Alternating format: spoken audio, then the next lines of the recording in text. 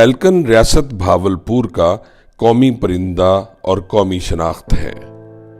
State slogan میں اس کی تصویر بھی نمایاں ہے، جو آج بھی دربار محل بہاولپور میں موجود ہے۔ پیلکن کی جبلت ہے کہ یہ قحط، خشک سالی اور کسی بھی آفت میں اپنے بچوں کو بھوکا نہیں مرنے دیتا۔ اپنی نسل کی بقا کے لیے اپنی چونچ سے اپنا سینہ چاک کر کے اپنے وجود کا گوشت اپنے بچوں کو کھلاتا ہے، اور یہاں تک کہ اس کی موت واقع ہو جاتی ہے۔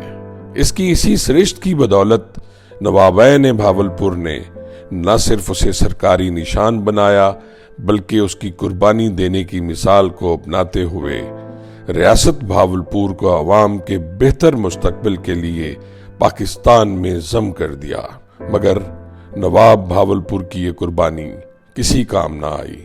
کیا ہمارے وطن عزیز پاکستان پر 74 سالوں سے حکمرانی کرنے والوں میں سے کوئی ایک ایسا حکمران ہے جس نے اپنی عوام کے لیے، جو اس کے بچوں جیسی ہے، کبھی کوئی قربانی دی ہو؟